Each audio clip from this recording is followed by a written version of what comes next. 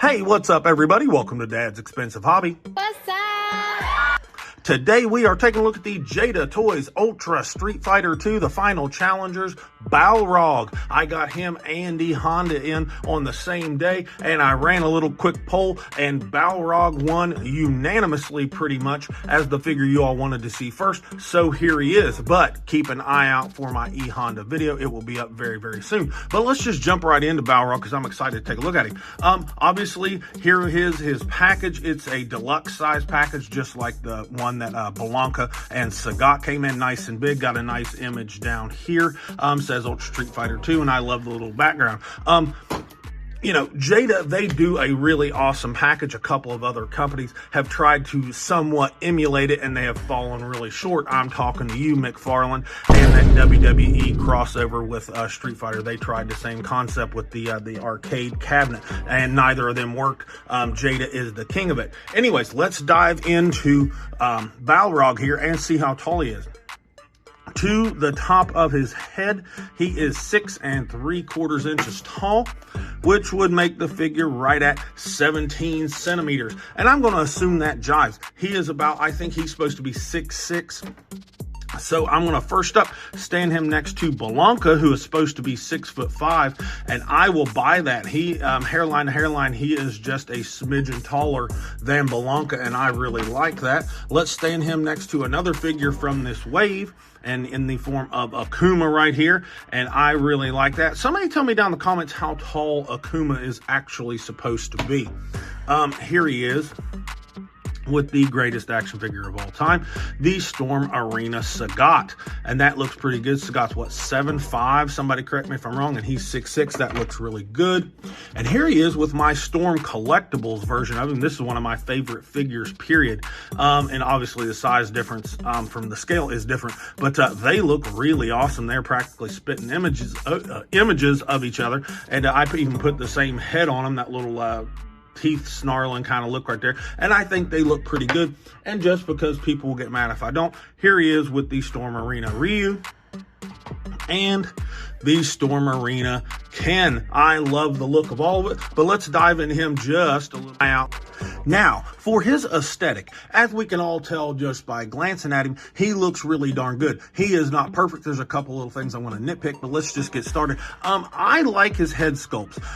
You know, Jada, that has never been their claim to fame, so to speak. You know, their head sculpts are not super duper accurate to source material. They stylize a little bit, but I think this looks pretty good. They captured his butt chin pretty good. The missing tooth looks good right there. There's some little bit of shading in there, and the sculpt is pretty good, and I like the way they've done his hair, so I like it. The figure, the entire figure, at least where the clothing is, has shading throughout it, and it looks absolutely fantastic. Slightly darker blue than that kind of powder baby blue that the tank top and shorts are, and it looks really, really nice. The muscularity all has shading in it, and it's placed very, very well. It looks good and brings the areas where it's at to life. It's in the legs, it's in the arms. It looks really nice. Now, down here on his boots are lacking some shading and paint other than the laces and eyelets, but it still looks good. If there was just a little bit of dry brush or something on that, they would pop even more. They do have a bit of a plasticky appearance. The laces and eyelets that I just mentioned, they have they're done pretty well. They're done good enough. It's not something I'm going to freak out about, especially something that's getting mass produced. Mine does have some paint schmutz right here on his right ankle. Nothing I can't get rid of, but you know, it is something to point out because it's something I shouldn't have to necessarily get rid of. The blue shirt and these shorts, I love it. I love the sculpt, the way they did the wrinkles and stuff. It's very, very nice. There is a nice texture to it. I love when there's texture and kind of grip to figures, especially in the clothing. It brings it to life for me anyway.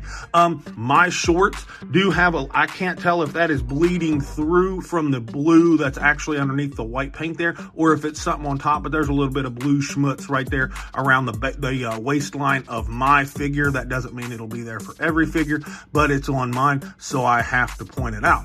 I love his boxing gloves.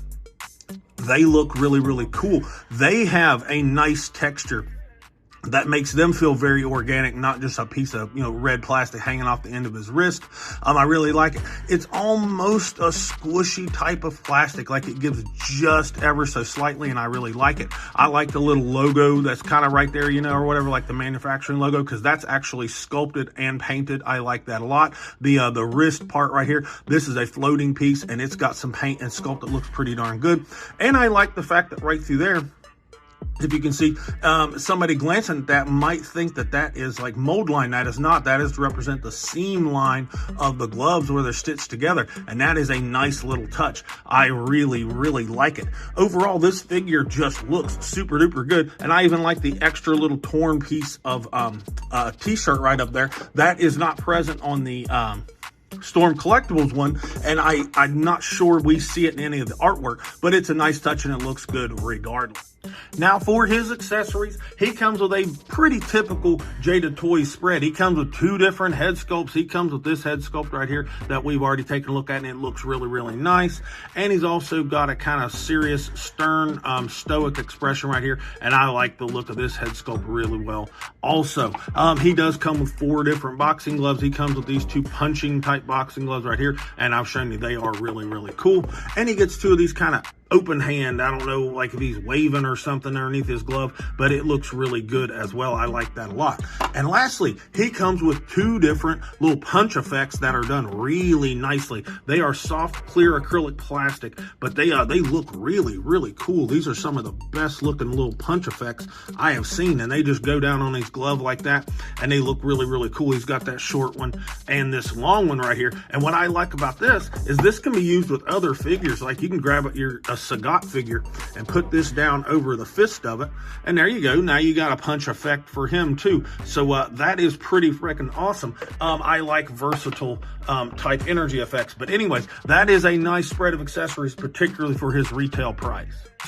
Now for articulation, I want to touch on one thing really quick that I probably should have touched on in the aesthetic, but it kind of touches on articulation as well. The joints, these like insert molded joints that they use, particularly at the elbows, sometimes that takes away from the sculpt ever so slightly, because this is very quintessential Jada Toys sculpting, a little bit bubbly and just a little bit gappy around the antecubital spaces of the joints of the elbow. But it's that insert molding that gives it that look. Hopefully when they move to that new kind of engineering that they do, they get rid of that. I think they're going to when they start their Alpha 3 line, and I hope they do, because I've never really liked the look of that. Anyways, let's start with his articulation. It's a typical Jada figure, and it moves really, really good. Got a neck joint, moves really well. The head will look down.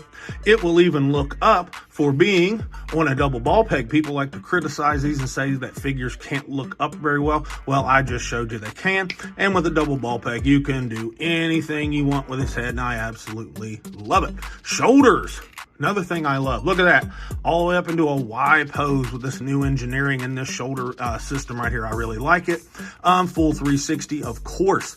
They have hidden his butterfly beautifully inside of the sleeve of this shirt. And it just brings both of his arms will come straight across his body. Are we talking about a Goku figure or something right there? Look at that. Kamehameha blast all day long. Out of a boxer, I will take it all day long. And it'll come back and forward. Not a lot of up and down, but you do get some up and down. It's a very, very, very nice system they've got in there. I have not taken it apart to completely tell you what all's going on in there. I know that there's a hinge, and that this thing has a ball peg coming off of that plugs into this, this system right here, the entire shirt looking thing right there, is its own little chassis, so to speak, and that is what actually moves up and down. Very, very nice. Bicep swivel like always.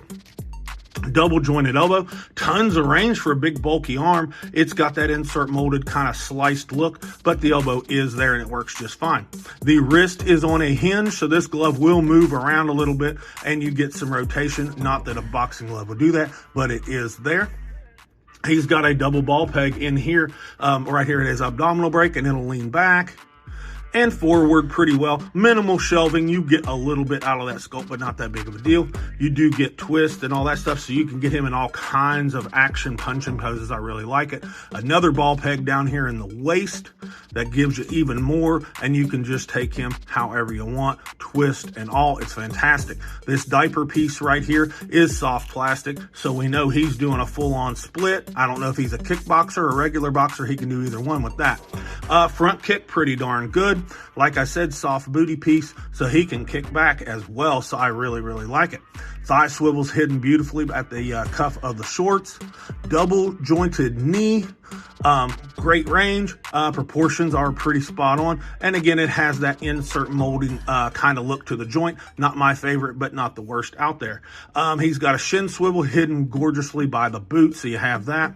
The ankle is a hinge, so you're going all the way down.